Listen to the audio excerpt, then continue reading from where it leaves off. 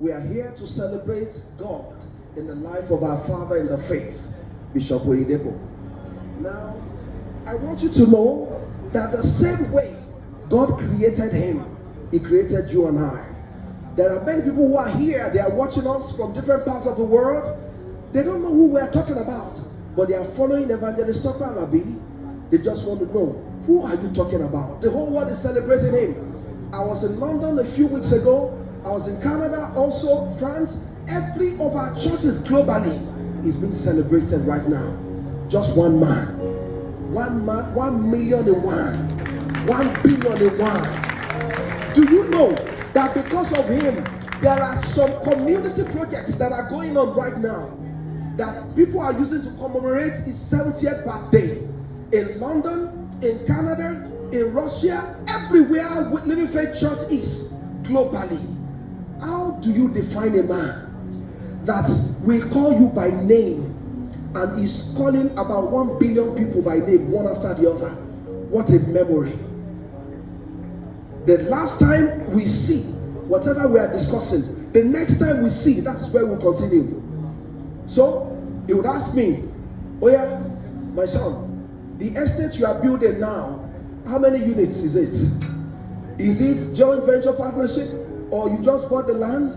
Where is it located? How much is your margin? How much is your building price? Who are the people you are targeting to sell? By the time I'm going, if I'm not prepared, I don't go to see him. If I hear Daddy is calling you, there's a challenge. I will have to get lost somewhere to first prepare myself before the question will come. Because he's a man that's interested in everybody. Now, what kind of life are you living today? This is one man whom God used to build a church at age 19. Many of us are way older than that, yet we are yet to identify purpose. Do you know why the man is celebrated today? It is because he discovered purpose. What exactly are you living for? Now, I remember a time that he told me a story, and many stories, but because of time, I won't be able to go into the details. But I saw when he actually went to the carpenter and told the carpenter, help me construct a rod. A rod. He said, for what? He said, I want to be using it like the rod of Moses to be directing people. The carpenter said, who are you directing? He said, flock. You know, like Moses was directing 3 million people. Just make me a rod. At less than age 10, he was already thinking of directing people. Now tell me that is not purpose. And the carpenter built him a rod, and he's still using the rod till today.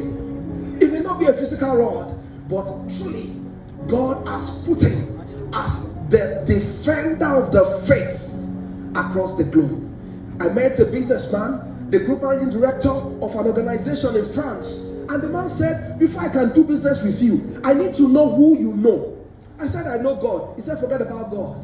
He said, tell me who you know, that if you don't deliver on this business, I know the person to go and hold. I mentioned somebody's name. He said, I don't know the person. I mentioned another person's name. He said, I don't know the person. I brought out a picture. I had the privilege of taking with my father in the faith, Bishop Oyedepo. I showed him. The man said, yes, I know this one. The man does not speak English. He got an interpreter.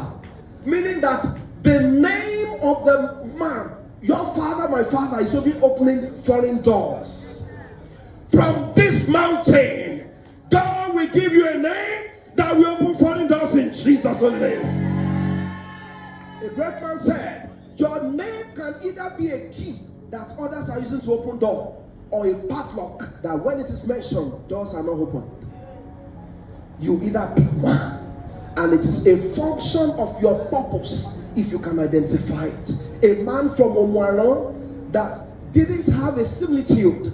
Nobody knew Omuaran in the map, but today the whole world is celebrating him.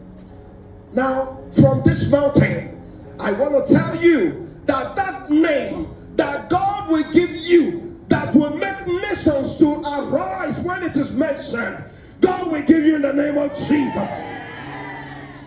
One day he told me by privilege, he said, my son, do you know that since God told me not to travel out of the country, right here where I'm seated, the entire nation is coming to meet me. He told me, he said, one thing is the reason why this is happening. He said, make Matthew 6:33 your focus. Seek God and his righteousness, and all these things that they are dying to get will be an addition to you.